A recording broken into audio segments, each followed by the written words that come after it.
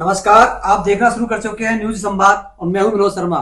महिला दिवस के उपलक्ष्य में आज मेरे साथ है करौली जिले के मंडरायल कस्बे की पहली महिला टीचर साधना मित्तल।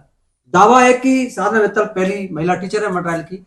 जिस स्कूल में ये पढ़ी थी उसी स्कूल में अपना कामकाज शुरू किया सरकारी कर्मचारी के तौर पर। साधना मित्तल के पति का नाम स्वर्गीय दिनेश चंद्र गुप्ता है, गुड़गांव के रहने वाले थे। उनकी शादी के कुछ दिन बाद ही उनकी मौत हो गई थी। साधना मित्तल ने कैसे एक स्ट्रगल किया, आज इनकी एक बच्ची आईएएस है, दूसरी एमएससी कर रही है और बेटा बीटेक कर रहा है। साधना मित्तल, आपका क्या कहना है आपके महिला दिवस के बारे में, आपकी शुरुआत? नमस्कार सर, आपने मुझे ये सुयोग्य समझा कि मैं अपनी स्ट्रगल के बारे में आपको बता सकूं और सारे समाज को एक संदेश दे सकूं। इसके लिए मैं अपने आप को प्राउड अनुभव करती हूं। मेरा 2005 के बाद स्ट्रगल शुरू हुआ जिंदगी में। वैसे 2001 से ही स्ट्रगल शुरू हो चुका है। शुरुआत अपन वहां से करते हैं कि आपको मंडरायल की पहली महिला टीचर। अच्छा, हाँ जी, थोड़ा ये बताएं। मंडरायल के उस जमाने में पढ़ना एक बच्ची के लिए विशेषकर बहुत ज्यादा समस्या थी। किसी बच्ची को बॉयज स्कूल में वहां पढ़ने के लिए अनुमति नहीं थी। एक बैच पापा जी के द्वारा, क्योंकि पापा जी उस स्कूल में टीचर थे, उनके द्वारा प्रयास किया गया कि मेरी बच्ची को मुझे पढ़ाना है और कुछ बच्चियों को मैं प्रेरित करूं। तो 3 बच्चियों से पहला बैच शुरू हुआ। उसके बाद दूसरे बैच में मैंने एडमिशन लिया और वहां से मैंने 10th की एजुकेशन कंप्लीट की मंडरायल बॉयज स्कूल से। बॉयज स्कूल के बाद में फिर समस्या आई कि पढ़े कैसे, अब 11वीं कैसे पढ़े और 12वीं कैसे पढ़े। तो मेरे भैया को मैं इसका श्रेय देना चाहूंगी। ये 11वीं में उस समय इंडोन हायर सेकेंडरी स्कूल में पढ़ते थे। मैंने इनके साथ साइंस ली और 11वीं मैंने हिंडौन से करी। अब चूंकि इनकी 12वीं हो चुकी थी उसी सत्र में, ये महाराजा कॉलेज में इन्होंने एडमिशन ले लिया जयपुर। फिर समस्या खड़ी हो गई, अब 12वीं कैसे पढ़े, क्योंकि मुझे अकेली को छोड़ नहीं सकते थे। 12वीं क्लास फिर दूसरे भैया मेरे करौली पढ़ते थे कॉलेज में, तो 12वीं क्लास में भैया के साथ में करौली गर्ल्स स्कूल से मैंने पास की। उसी समय 12वीं करते ही मेरा एसटीसी में सिलेक्शन हो गया और एसटीसी करने के लिए 91 में एसटीसी मैंने 3-4 महीने की।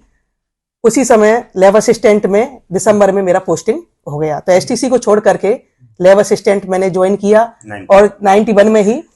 और जिस स्कूल में मैं पहले पढ़ी गर्ल्स मंडरायल में, उसी स्कूल में मेरा posting as a lab assistant हो गया जी। 91 से लेकर के 97 तक मैंने उस स्कूल में सर्विस की है। उसके बाद आपकी शादी? हाँ, 97 में मेरी शादी हो गई गुड़गांव। हाँ, दिनेश चंद्र जी गुप्ता से। गुड़गांव के रहने वाले हैं वो। गुड़गांव में फिर उसी समय मैंने ट्रांसफर बॉयज स्कूल गुड़गांव में करवा लिया, वहीं के वहीं गुड़गांव में। इनका पोस्टिंग बाड़मेर था एज ए आयुर्वेद चिकित्सक के रूप में। तो चूंकि ये भी एक स्ट्रगल ही था कि वो वहां थे और मैं यहाँ थी। कभी कभार 2-4 महीने में या तो वो आते या मैं वहां छुट्टियां लेकर के जाती। जैसे तैसे 2000 में उनका ट्रांसफर हुआ सितंबर में। 2001 में ही हमें बता दिया गया कि इनकी किडनी जनवरी में फेल हो गई हैं। अब एक स्ट्रगल का दौर 2001 से फिर शुरू हो चुका था। बड़ी बच्ची उस समय बच्ची का जन्म हो गया था और छोटी बच्ची में प्रेग्नेंट थी। 2001 में छोटी बच्ची, अप्रैल में ये इसका भी जन्म हो गया। फिर डॉक्टर की ऐसी एडवाइस थी कि दूसरा बच्चा करना ही नहीं है आपको।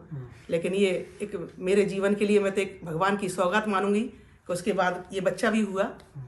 और 2005 तक, 2001 से 2005 तक मतलब इतना स्ट्रगल था जीवन में कि शायद मेरे मम्मी पापा नहीं होते या भैया भाभी सहयोग नहीं करते तो शायद ही मैं अपने आप को संभाल पाती। प्रतिदिन हॉस्पिटल में रहना, मतलब 1.5 साल तक हॉस्पिटल में ही वो एडमिट रहे और 1.5 साल तक ऐसी स्थिति थी कि आज किसी को ब्लड देना पड़ रहा है, कल किसी को देना पड़ रहा है। दूध मुँहा बच्चा था ये। इस बच्चे को गोद में लेकर के मैंने भी अपनी किडनी के लिए सारे टेस्ट करवाए थे। लेकिन ये मेरा दुर्भाग्य मानिए कि मेरे टेस्ट सक्सेस नहीं हुए और किडनी मैच नहीं हो पाई और 2005 में शांत हो गए, मार्च में। दोनों बच्चियां मेरी हिंडौनी रहती थी पापा जी भैया के पास।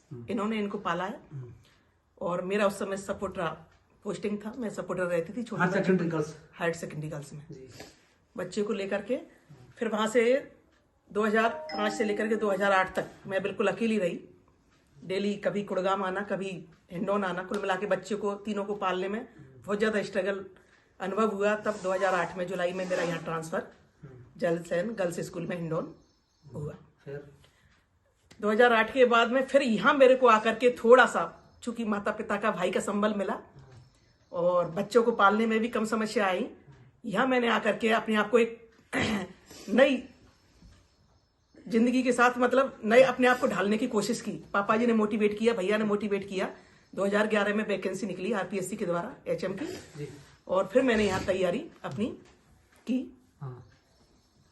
उसके बाद में 2013 में मेरा एचएम में फर्स्ट ग्रेड में पोस्टिंग हो गया। पहला पोस्टिंग खेड़ा जमालपुर हुआ था और खेड़ा जमालपुर से ही मैं 2018 में प्रमोट होकर के विजयपुरा विद्यालय में कार्यरत प्रिंसिपल के रूप में हूँ आज। हायर सेकेंडरी स्कूल में आपको? हाँ। सादा जी, किसी व्यक्ति के जीवन में सक्सेस में कहीं ना कोई किसी का रोल होता है। हाँ जी। कोई ना कोई आइडियल भी होता है। आपका कौन था? मेरे भैया और मेरे पापा।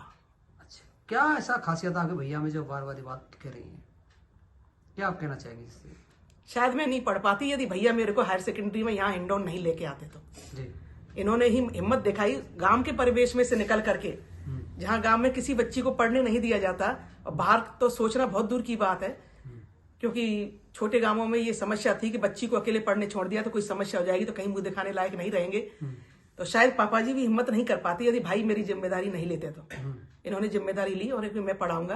और वास्तव में ही इन्होंने 11वीं क्लास से मेरी जब शुरुआत हुई तो ये पहली शुरुआत मानती हूँ। यदि मैं 11वीं नहीं कर पाती तो आज इस पद पर नहीं होती। हाँ, पढ़ाया भी है इन्होंने मेरे को। हाँ।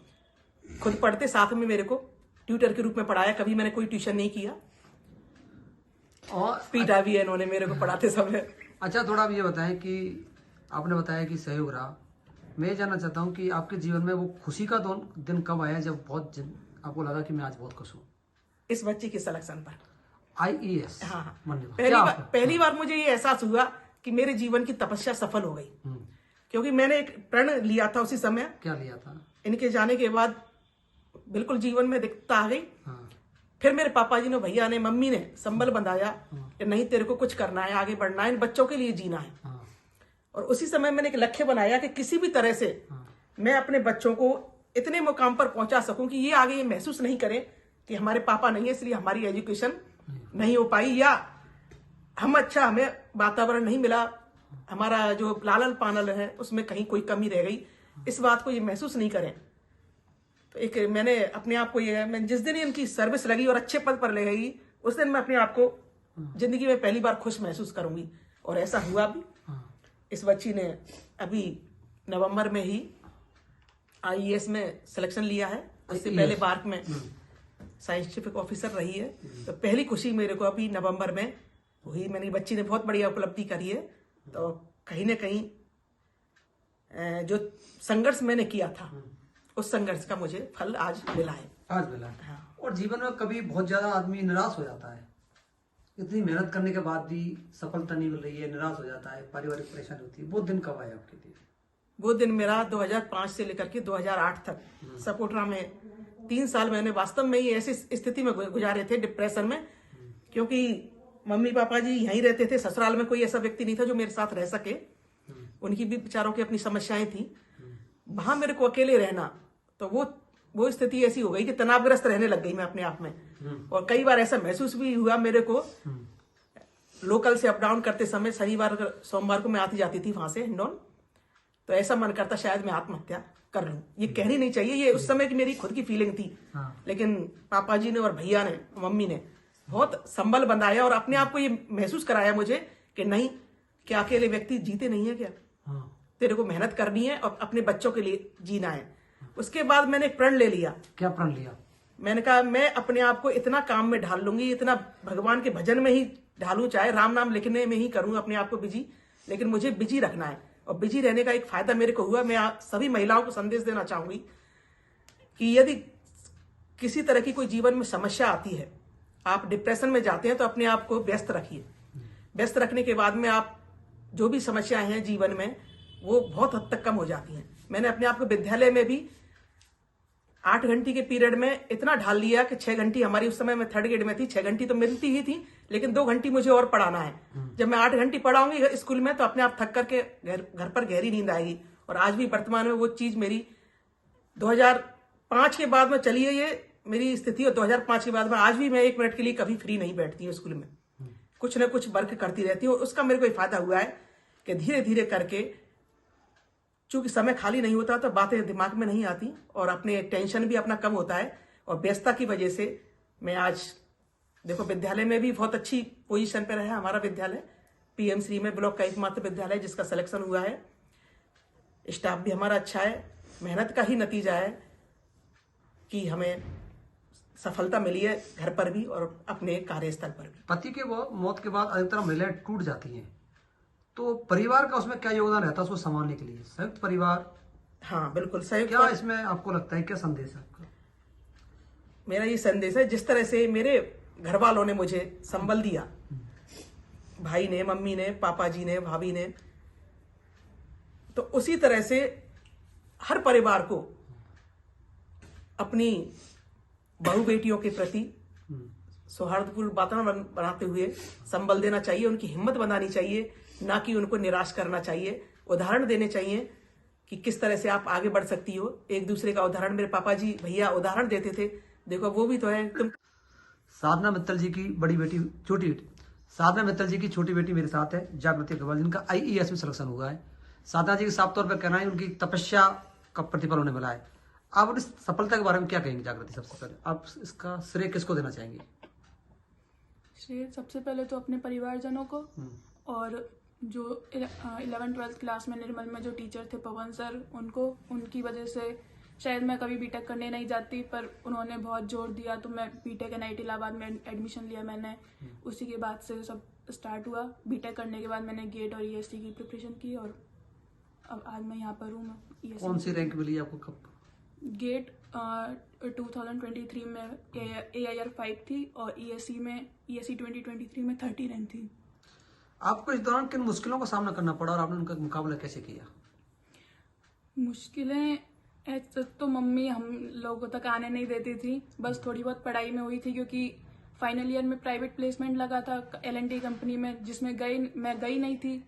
कोरोना टाइम पीरियड था और उसके बाद मैंने देखा कि मेरे जो सारे दोस्त थे उनका प्लेसमेंट हो गया था, क्योंकि CSIT ब्रांच ज़्यादातर उन लोगों की वही थी और मेरी सिविल थी, सिविल में प्लेसमेंट्स होते नहीं उतने। तो वो एक डेढ़ साल का पीरियड था कि मेरी कहीं जॉब नहीं लग रही है, तो मैं डिप्रेशन में थी। तो फिर मम्मी ने बोला कि है ना कोचिंग कर ले ज्वाइन और तैयारी कर ले। तब मैंने कोचिंग ज्वाइन की 22 में और 23 का एग्जाम दिया और उसमें एक बार में हो गया। आपने अभी आपकी मम्मी का इंटरव्यू सुना कि आदर्श आपको अच्छे लगे वहाँ के, माँ से आप क्या सीखना चाहेंगे जिसको भविष्य में आप अपनाएंगे?